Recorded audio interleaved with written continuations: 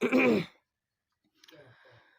हिंद दोस्तों, आप सभी का मेरा यूट्यूब चैनल एस मैथमेटिक्स में बहुत बहुत स्वागत है। दोस्तों, आज के इस वीडियो के माध्यम से हम सब मौसम संबंधित किसी भी एग्ज़ाम में पूछे जाने वाले किसी भी घुमाव फिराव क्वेश्चन को बहुत आसानी से जवाब दे पाएंगे। दोस्तों, अपना वीडियो शुरू करने से पहले मैं आप सभी से एक बात शेयर करना चाहूँगा। जैसे कि ऐसा अक्सर होता है कि कोई विद्यार्थी किसी एक्सरसाइज का पूरा क्वेश्चन सर के हिंट्स से और कुछ अपना से बना ले रहा है, लेकिन उसी एक्सरसाइज संबंधित कोई दूसरा थोड़ा भी घुमाव फिराव क्वेश्चन दिया जाता है तो अधिकांश विद्यार्थियों से ऐसा क्वेश्चन नहीं बन पाता है। इसका मूल कारण यह है कि वह विद्यार्थी उस क्लास के मतलब कि उस एक्सरसाइज के थ्योरी को अच्छा से नहीं समझ पाया होता है, और दूसरा कारण होता है कि क्वेश्चन को अच्छा से समझ नहीं पाया होता है। तो दोस्तों, जैसे कि किसी भी प्रकार के क्वेश्चन बनाने के लिए आपके पास दोनों चीज़ का होना बहुत ज़रूरी है। पहला, आपके पास उस एक्सरसाइज के सभी थ्योरी को डिटेल्स में जानकारी होना, तथा दूसरा कि किसी भी क्वेश्चन को बनाने से पहले उसको खूब ध्यान से पढ़ना और समझना कि क्वेश्चन के कहने का मतलब क्या है। इसीलिए मैं एक बात बोलता हूँ, आप मानो या ना मानो, ये हकीकत है। किसी भी एक्सरसाइज के किसी भी थ्योरी को अच्छा से जानना ज़रूरत है। आप कभी मेरे इस बात को मान कर देखना, तब आपको पता चलेगा कि मैथ कितना खूबसूरत है। दोस्तों, आप मेरे इस वीडियो को लाइक कीजिएगा या नहीं कीजिएगा, मेरे चैनल को सब्सक्राइब कीजिएगा या नहीं कीजिएगा, किंतु जब आप मेरे इस वीडियो को प्ले कर दिए हैं तो आपके लिए एक रिक्वेस्ट है कि इस वीडियो को पूरा ज़रूर देखिएगा। तो चलिए अब हम शुरू करते हैं कि मौसम क्या है। मौसम के अगर थ्योरी को समझेंगे, मौसम क्या है जानेंगे, उसके बाद मेरा पूरा दावा है कि आपसे मौसम संबंधित किसी भी प्रकार को क्वेश्चन को आप आसानी से हल कर सकेगा। तो सबसे पहले यहाँ देख रहे हैं कि मौसम, तो मौसम देखने से पता चला यह कोई शब्द नहीं है, बल्कि ये दोनों किसी शब्दों का संक्षेप रूप है। संक्षेप का अर्थ होता है छोटा रूप। जैसे यहाँ म को हम निकाल रहे हैं तो म का अर्थ होता है महत्तम, और स को निकाले तो स का मतलब होता है समापवर्तक।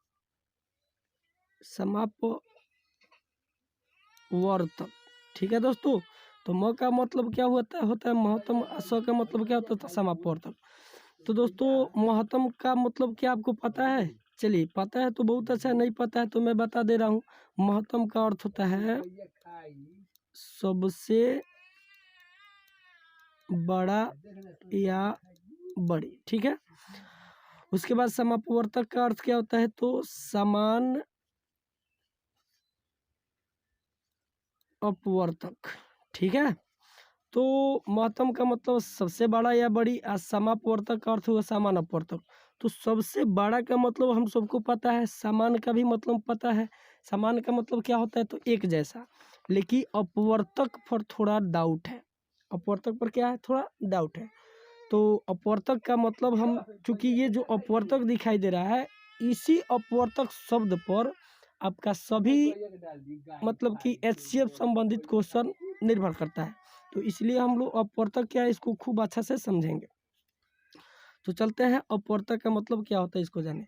तो दोस्तों, अपवर्तक का मतलब कि किसी संख्या में किसी अन्य संख्या से पूरा पूरा जब भाग लग जाता है, तो वह अन्य संख्या जिसे भाग दिया गया है वह उस संख्या का अपवर्तक कहलाता है जिसमें भाग दिया गया है। जैसे मान लेते हैं संख्या 12 हुआ, संख्या 12।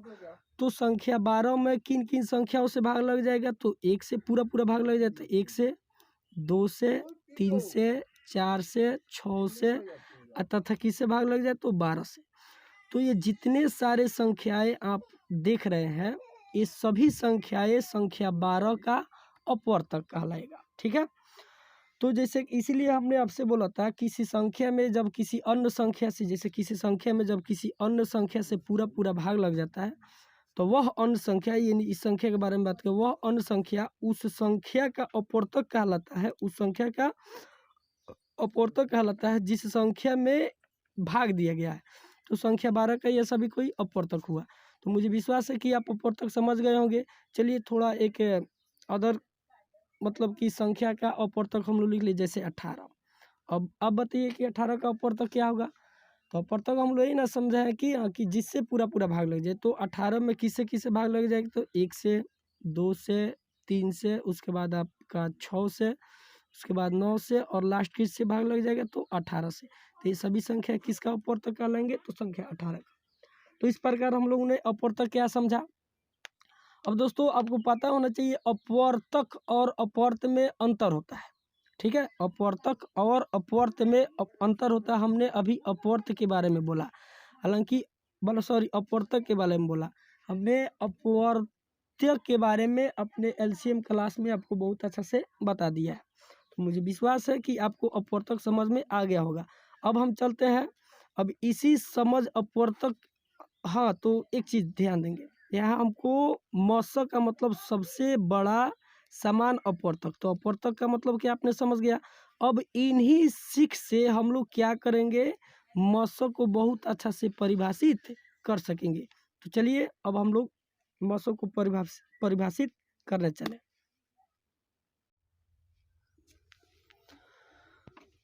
तो दोस्तों अब हम लोग मौसक को बहुत आसानी से परिभाषित कर सकते हैं। तो मौसक को परिभाषित करने के लिए करने से पहले हम लोग कुछ उदाहरण पर ध्यान दे दें। जैसे कि आपसे बोले 12, 16 और 20 का महत्व समअपवर्तक ज्ञात करने के लिए।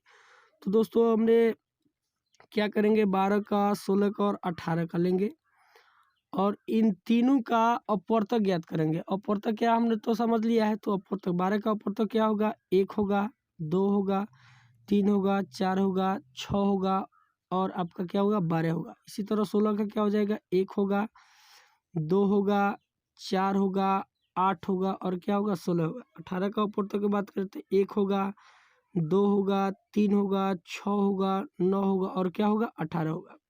तो दोस्तों हमको 12, 16 और 18 का क्या करना है, तो महत्तम समअपवर्तक ज्ञात करना है। तो महत्तम का अर्थ होता है सबसे बड़ा,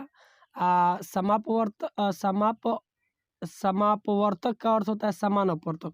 तो जैसे कि दोस्तों क्या करेंगे, तीनों जो संख्या का अपवर्तक है इसमें सबसे बड़ी और समान अपवर्तक को हम लोग को ढूंढना है। तो सबसे बड़ी और समान अपवर्तक आपको इसमें देखने को मिलेगा, क्या मिलेगा, तो आपको मिलेगा यहाँ 2। क्या मिलेगा, 2। ठीक है, क्या 12, 16 और 18 का 2 से बड़ा कोई समान अपवर्तक है, यहाँ देखिए, देखिए नहीं ना है। यहाँ जैसे 3, 2 में है, लेकिन थी 2 का अपवर्तक है किंतु 16 का नहीं है। लेकिन अब देखते हैं तो जैसे 12, 16 और 18 का सबसे बड़ा और समान अपवर्तक कितना हुआ, 2 हुआ। यदि छोटा की बात करें तो छोटा आपका यहाँ 1 भी है। तो हमको करना क्या था, तो 12, 16 और 18 का सबसे बड़ा और समान अपवर्तक ज्ञात करना था। तो सबसे बड़ा समान अपवर्तक क्या हुआ, 2 हो गया। तो इस तरह हमने 12, 16 और 18 को महत्तम समअपवर्तक ज्ञात किया 2। दोस्तों महत्तम समअपवर्तक ज्ञात करने का अपना अलग अलग तरीका, जैसे यूक्लिड विभाजन भी होता है, अभाज्य गुणनखंड विधि भी द्वारा भी होता है। तो दोस्तों अब क्या करेंगे, 12, 16 और 18 का एक बार यूक्लिड विभाजन एल्गोरिथम द्वारा मौसक ज्ञात करके देख ले रहे हैं कि 2 आ रहा है कि नहीं आ रहा है। तब उसके बाद हम लोग बहुत आसानी से महत्तम समअपवर्तक का परिभाषित कर सकेंगे। तो चलिए शुरू करते हैं। तो सबसे पहले क्या करते हैं, यूक्लिड विभाजन एल्गोरिथम द्वारा मौसक ज्ञात करने के लिए, जैसे 3 संख्या इसमें किसी 2 को पहला मौसक ज्ञात कर ले। जैसे मान लेते हैं 12 और 16 का ज्ञात करें, तो 12 और 16 में 16 बड़ा है, इसलिए 16 में 12 से भाग देंगे, एक मरते में जाएगा, 12 हो जाएगा, ऊपर से उतरेगा 4, फिर यहाँ जाएगा 12, अब 12 में 4 3 कितना हो जाएगा, 12, यह पूरा कट गया। तो 16 और 12 का महत्तम समअपवर्तक कितना हुआ, आपका 4 हुआ। फिर ये जो महत्तम समअपवर्तक 4 प्राप्त हुआ है और 4 प्राप्त हुआ है इसका, और जो बच गया संख्या इसका क्या करेंगे, फिर महत्तम समअपवर्तक ज्ञात करेंगे। तो क्या करेंगे, अब 4 में 18 से भाग देंगे, तो आपका हो जाएगा 4 चौका 16, कितना उतरा 2, फिर यहाँ से आ जाएगा 4 और 2 दूनी कितना हो जाएगा 4, कट गया। तो इस तरह हमको फाइनली महत्तम समअपवर्तक कितना मिला, 12, 16 और 18 का। तो इस तरह भी कितना मिला, 2 मिला। ठीक है। तो अब हमको करना क्या था, तो महत्तम समापवर्तक किसे कहते हैं इसको परिभाषित करना था। तो देख रहे हैं जी, दो या दो से अधिक संख्याओं का, जैसे इसमें दो से अधिक संख्या है 1 2 3, आपको 3 गो संख्या दिखा है 1 2 3, यहाँ दो भी संख्या हो सकता है या दो से अधिक भी संख्या हो सकता है। तो दो या दो से अधिक संख्याओं के सबसे बड़ी समान अपवर्तक को ही क्या कहा जाता है, मस कहा जाता है। जैसे कि इस उदाहरण से आप देख सकते हैं, जैसे इसमें 3 संख्या आई, तीनों संख्या का सबसे बड़ा समान अपवर्तक क्या है, तो 2 है, 2 है ना। तो इसीलिए 12 16 और 18 का महत्तम समवर्तक कितना हुआ, तो 2 हुआ। तो अब मुझे विश्वास है कि आपको महत्तम समवर्तक किसे कहते हैं आपको पता हो गया होगा। चलिए एक बार और दोहरा लेते हैं, महत्तम समवर्तक किसे कहते हैं, तो दो या दो से अधिक संख्याओं के सबसे बड़ी समान अपवर्तक को क्या कहते हैं, मस कहते हैं। तो अब मुझे फाइनली विश्वास हो गया कि आपको मस किसे कहते हैं पता हो गया होगा। अब चलते हैं कि मस संबंधित हमसे जो क्वेश्चन किया जाता है वो कैसे किया जाता है और उन क्वेश्चनों का कैसे हल करना चाहिए। तो दोस्तों मैं आपसे बता दूं कि मस संबंधित अधिकतर 3 प्रकार का क्वेश्चन करता है, एक धारिता संबंधित और 2 संख्याओं संबंधित। तो जैसे पहला क्वेश्चन हमसे पूछेगा, क्वेश्चन नंबर 1 में पूछेगा, वह बड़ी से बड़ी संख्या ज्ञात करें जिससे 12 16 और 20 में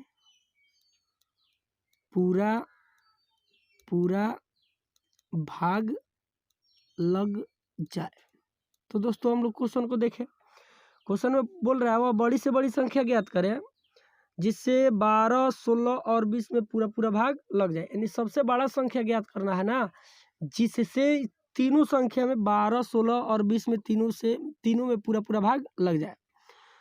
तो 12 16 और 20 में किन संख्या से भाग लगेगा, तो निश्चित रूप से आपका जवाब होना चाहिए जो तीनों का अपवर्तक हो, जो तीनों का क्या हो, अपवर्तक हो। ठीक है, मैंने 12 में किन संख्या से भाग लगेगा, तो जो 12 का अपवर्तक होगा उसी से भाग लगेगा। 16 में किससे लगेगा, तो जो 16 का अपवर्तक होगा उसी से लगेगा। 20 में किससे लगेगा, तो 20 का जो अपवर्तक होगा उसी से लगेगा। जैसे यहाँ देखिए, जैसे 12 का 5 अपवर्तक है तो नहीं है, तो क्या 5 से 12 में भाग लगेगा, तो नहीं लगेगा। 12 का 6 अपवर्तक है तो है, तो क्या 12 में 6 से भाग लगेगा, तो लग जाएगा। इसी तरह 12 16 और 20 में किन किन संख्याओं से पूरा भाग लग सकता है, तो जो संख्या इन तीनों का क्या हो, अपवर्तक हो। तो ठीक है, तो निश्चित रूप से कोई हमको अपवर्तक ही, तीनों का कोई ना कोई अपवर्तक ही चाहिए। अब वह कौन सा अपवर्तक, तो इन तीनों में किसी एक ही संख्या से भाग देना है, तो निश्चित रूप से समान अपवर्तक चाहिए। क्योंकि समान अपवर्तक माने एक जैसा रहेगा तो हम ना तीनों में भाग देंगे, एक ही जैसे संख्या से तीनों में भाग देना है, तो निश्चित रूप से समान अपवर्तक। अब यहाँ फिर क्या बोला है, बड़ी से बड़ी संख्या ज्ञात करें, बड़ी से बड़ी संख्या ज्ञात करें बोले तो महत्तम यानी सबसे बड़ी संख्या ज्ञात करना है। तो क्वेश्चन को यदि हम लोग खूब अच्छा से पढ़कर इसका अर्थ निकाल रहे हैं तो पता चल रहा है, यहाँ क्वेश्चन में बोल रहा है वह बड़ी से बड़ी संख्या ज्ञात करे जिससे 12 16 और 20 में पूरा भाग लग जाए, अर्थात तीनों का क्या हो, समान अपवर्तक हो, सबसे बड़ी समान अपवर्तक। तो सबसे बड़ी समान अपवर्तक को क्या कहता है, माने दो या दो से अधिक संख्याओं के सबसे बड़ी समान अपवर्तक को क्या कहते हैं, तो मस कहते हैं। तो निश्चित रूप से इन तीनों संख्या का क्या ज्ञात करना होगा, तो मस ज्ञात करना होगा। तो चलिए मस ज्ञात करते हैं भाग विधि द्वारा। दो छोटी संख्या को ले ले, 1 मत हो जाएगा 12, ये हो जाएगा आपका कितना हो जाएगा 4, यहाँ 2 12 आ जाएगा, 4 3 12 कट गया। तो 16 और 12 का महत्तम समवर्तक कितना हुआ, तो 4 हुआ। अब मस 4 और 20 का फिर मस निकाले, तो 20 में 4 से भाग देंगे, 4 5 क्या हो जाएगा 20 हो जाएगा। आपका यहीं पर कट कर पूरा चरण खत्म हो गया। तो इस तरह आपका मस क्या होगा, 4 होगा। तो दोस्तों 4 वह बड़ा से बड़ा संख्या जिसमें 12 16 और 20 में भाग देने से पूरा भाग लग जाएगा। हालांकि छोटा का बात किया जाए तो छोटा संख्या 1 भी है, 2 भी है, ठीक है, और लास्ट में क्या है 4 है। 4 से कोई बड़ा संख्या हो ही नहीं सकता है जिससे 12 16 और 20 में पूरा भाग लग जाए। लेकिन छोटा का बात किया जाए तो 1 भी वह संख्या है, 1 भी संख्या है जिससे तीनों में भाग लग जाएगा। 2 भी वह संख्या जिससे तीनों में भाग लग जाएगा। तो यहाँ पूछा गया था सबसे बड़ा ज्ञात करने के लिए, तो सबसे बड़ा संख्या क्या होगा, तो निश्चित रूप से आपका 4 होगा। तो पहला तो ये टॉपिक हुआ थी, पहला इस प्रकार का क्वेश्चन करता है। दूसरा क्वेश्चन कैसा करता है दोस्तों, ध्यान देंगे।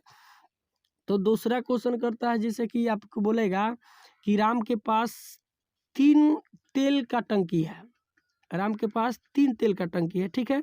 एक जो है 40 लीटर वाला है, दूसरा है आपका 48 लीटर वाला है, और जो तीसरा है, हाँ तीसरा जो है वह आपका 60 लीटर वाला तेल है। कितना लीटर वाला, तो 60 लीटर वाला है, ठीक है। अब यहाँ क्वेश्चन में करेगा वह बड़ा से बड़ा धारिता ज्ञात करे। धारिता का मतलब होता है नापने वाला। वह बड़ा से बड़ा धारिता ज्ञात करे जिससे इस तीनों में पूरा पूरा तेल भरा जा सके। तो दोस्तों जैसे मैं ध्यान दूँ, एक इस क्वेश्चन को जवाब देने से पहले एक चीज़ पर हम लोग और ध्यान दे दें। जैसे मान लेते हैं 20 लीटर का मेरे पास एक तेल का गिलन है, ठीक है। अब मेरे पास 7 लीटर का जो क्या है एक धारिता है। तो क्या 7 लीटर के धारिता से 20 लीटर वाला जो तेल का गिलन है, इसमें मैं पूरा पूरा तेल रख सकता हूँ? नहीं रख सकता हूँ। क्यों? तो इसका भी पता चल जाएगा। अब जैसे पूछे कि 20 लीटर का जो गिलन है, अब मेरे पास एक 5 लीटर का भी धारिता है। तो अब क्या 20 लीटर वाला गिलन में 5 लीटर धारिता से पूरा पूरा तेल रखा जा सकता है? तो रखा जा सकता है। कितने बार में? तो 4 बार में। यहाँ 7 से क्यों नहीं रखा गया? क्योंकि, और अब देखिए 7 से क्यों नहीं हुआ, तो 5 से क्यों हो गया? 5 से इसलिए हो गया क्योंकि जो 20 है, सॉरी 20 का अपर्तक क्या है? 5 है, किंतु 20 का अपर्तक 7 नहीं है, इसलिए इसे पूरा पूरा तेल नहीं भरा जा सका है। तो अब यहाँ है राम के पास 3 प्रकार के गिलन है, तेल का टंकी है।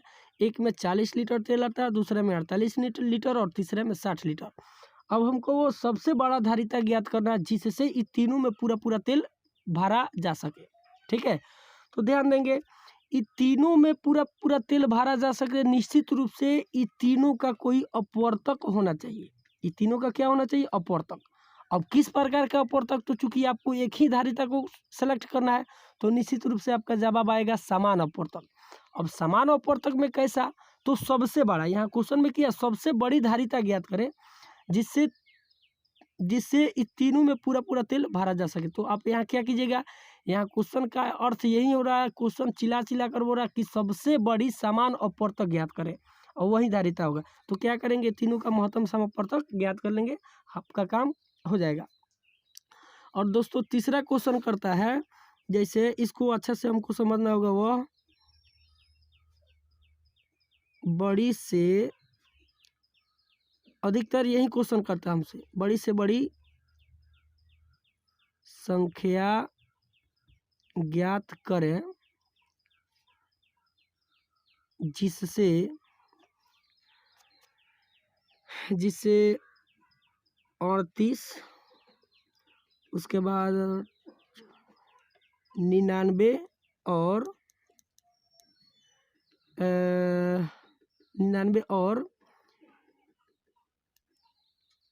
112 में भाग देने पर क्रमशः 2, 3 और 4 शेष प्राप्त होता है। तो दोस्तों आप क्वेश्चन को देख लिए, एक बार और क्वेश्चन को हम लोग दोहराते हैं। वह बड़ी से बड़ी संख्या ज्ञात करना है जिससे 38 में, 99 में और 112 में जब भाग दिया जाता है तो क्रमशः 2, 3 और 4 शेष प्राप्त होता है, ठीक है। तो इस प्रकार के क्वेश्चन को हल करने के लिए हमको एक छोटा उदाहरण को यहाँ देखना बहुत ज़रूरी है। तो चलिए दोस्तों इस उदाहरण को हम लोग देख लेते हैं, और मेरा दावा है कि जब आप इस उदाहरण को समझ जाइएगा तो इस क्वेश्चन को मुझे बनाना नहीं पड़ेगा, आप स्वयं बोलिएगा सर जी अब रहने दीजिए, यह क्वेश्चन हम लोग बना लेंगे। तो शुरू करते हैं। जैसे यहाँ ध्यान देते हैं, जैसे 12, उसके बाद 12 हो गया, 16 हो गया और 20 हो गया। इन तीनों का महत्तम सम अपवर्तक क्या होगा, तो 4 होगा, क्योंकि 4 ही वो सबसे बड़ा संख्या है जिससे 12, 16 और 20 में पूरा पूरा भाग लग जाएगा। अब दोस्तों हम क्या करें, ये जो 12, 16 और 20 है, तो 12 में एक संख्या बढ़ा दें, एक जोड़ दें। तो 12 में एक जोड़ेंगे तो कितना हो जाएगा, आपको 13 प्राप्त होगा। 16 में क्या करें, 2 संख्या जोड़ दे तो कितना मिलेगा, 18 मिलेगा। और 20 में क्या करें, संख्या 3 जोड़ दे तो कितना मिलेगा, आपका 23 मिलेगा। अब दोस्तों आपसे पूछा जाए कि 13 में 18 में, सॉरी देखते हैं, जैसे 13 में 4 से भाग देंगे तो क्या पूरा पूरा भाग लगेगा, तो आपका जवाब आएगा नहीं। तो फिर मैं आपसे पूछ रहा हूँ, चलिए भाग पूरा पूरा नहीं लगेगा तो निश्चित रूप से शेष उतरेगा, तो शेष कितना उतरेगा, तो आपका जवाब आएगा कि शेष यहाँ 1 उतरेगा। कितना उतरेगा, 1। अब मैं फिर आपसे क्वेश्चन करूँगा कि शेष 1 ही क्यों प्राप्त हुआ, तो आपका जवाब होना चाहिए क्योंकि संख्या जो 13 है, संख्या 13 है, 4 के अपवर्त से 1 अधिक है, 4 के अपवर्त से 1 अधिक है। या फिर ऐसे भी बोल सकते हैं, जैसे कि 12 थी, 12 के अपवर्त, जैसे, हाँ ठीक है, इसी तरह बोलेंगे, जैसे कि जो 13 है, 4 के अपवर्त से, अपवर्तक से, अपवर्त से, अपवर्त का मतलब होता है जिसमें भाग लगे, 1 अधिक है। यहाँ 18 2 अधिक है, और 23 कितना अधिक है, तो 3 अधिक है। तो 12 से 1 अधिक होने के कारण 1 शेष प्राप्त हो रहा है, 16 से 2 अधिक होने के कारण 2 शेष प्राप्त हो रहा है, और 20 से 3 अधिक होने के कारण यहाँ कितना शेष प्राप्त हो रहा है, 3 प्राप्त हो रहा है। तो दोस्तों ये तीनों शेष ना उतरे, इसके लिए क्या करें, तो जितना जितना जिस संख्या में अधिक है उसको हम क्या कर ले, माइनस कर ले। तो जब 13 में से 1 घटाएंगे तो कितना मिलेगा, 12। 18 में से 2 घटाएंगे तो कितना मिलेगा, 16। और 23 में से जब 3 घटाएंगे तो कितना मिलेगा, 20 मिलेगा। अब बताइए, ये तीनों संख्या में जब हम संख्या 4 से भाग देंगे तो पूरा पूरा भाग लगेगा कि शेष मिलेगा, तो निश्चित रूप से आपका जवाब आएगा कि पूरा पूरा भाग लग जाएगा। ठीक है, तो ठीक इसी तरह यहाँ पर क्वेश्चन किया है, देखिए, वह बड़ी से बड़ी संख्या ज्ञात करें जिससे 38, 99 और 112 में भाग देने पर क्रमशः 2, 3 और 4 शेष प्राप्त होता है। तो दोस्तों हमको संख्या कैसा ज्ञात करना है, तो बड़ा से बड़ा संख्या ज्ञात करना है जिससे इन तीनों में भाग देने से कितना शेष मिल रहा है, तो 2, 3 और 4। तो सबसे बड़ा संख्या ज्ञात करने के लिए सबसे बड़ी संख्या ज्ञात का मतलब हुआ महत्तम। अब चूंकि यहाँ शेष उतरा है तो शेष ना उतरे उसके लिए क्या करेंगे, तो जिसमें उस बड़ा संख्या से भाग देने से 2 शेष मिला है उससे क्या करेंगे, हम 2 घटा लेंगे। क्रमशः का अर्थ हुआ जैसे 1, 2, 3 और 1, 2, 3। तो यहाँ 1 का संबंध 1 से, 2 का संबंध 2 से, और 3 का संबंध 3 से रखेंगे। ठीक है, अर्थात उस बड़ा संख्या से जब 38 में भाग दिया गया तो कितना शेष मिला है, 2। अब 2 शेष न मिले क्या करेंगे, 38 में से 2 घटा लेंगे, 38 में से 2 घटा लेंगे, आपका हो जाएगा 36। उसके बाद 99 में 3 से भाग दे वाले 99 में उस बड़ी संख्या से भाग देने से कितना शेष प्राप्त हुआ, तो 3। तो 3 शेष प्राप्त ना उसके क्या करेंगे, 3 घटा लेंगे तो आपका हो जाएगा 96। अब 112 में जब उस बड़ी संख्या से भाग दिया गया तो कितना शेष आया, तो 4। तो घटा लेंगे तो 108 हो जाएगा। ठीक है, अब ये जो प्राप्त हमको संख्या 36, 96 और 108 हुआ है, क्या उस बड़ी संख्या से इन तीनों में भाग देने से कोई शेष प्राप्त होगा, तो नहीं होगा। ठीक है, तो तीनों में चूंकि यहाँ भाग लग रहा है, तीनों में भाग लगा रहा है, इसका मतलब हुआ समान अपवर्तक निकलना है। तो कैसे, तो सबसे बड़ा, यहाँ सबसे बड़ी संख्या, तो सबसे बड़ा समान अपवर्तक को क्या कहते हैं, तो महत्तम समवर्तक। तो निश्चित रूप से तीनों का क्या ज्ञात करेंगे, तो महत्तम समवर्तक। ये तीनों का महत्तम समवर्तक जब आप ज्ञात कीजिएगा तो आपका 12 आएगा। क्या आएगा, 12। ठीक है, अब दोस्तों देखते हैं इस संख्या 12 से 38, 99 और 112 में जब भाग देंगे तो निश्चित रूप से 38 में भाग देंगे तो 2 शेष प्राप्त होगा, 99 में भाग देंगे तो 3 होगा, और 112 में भाग देंगे तो कितना शेष आएगा, 4 आएगा। तो दोस्तों अब मुझे विश्वास है कि आपसे हमने जितने भी सारे क्वेश्चन आपके साथ रखा, आप उन सभी उस प्रकार के कितने भी क्वेश्चन आपके पास आए तो आप आसानी से हल कर सकते हैं। दोस्तों एक और मैं बात बताना चाहूँगा, आपके किसी भी एग्जाम में मौसम संबंधित मात्र 3 ही प्रकार के क्वेश्चन करते हैं। तो यदि आज का मेरा यह वीडियो आपको बहुत अच्छा लगा होगा तो आप मेरे चैनल को सब्सक्राइब जरूर कीजिएगा। तब तक के लिए जय हिंद, जय भारत।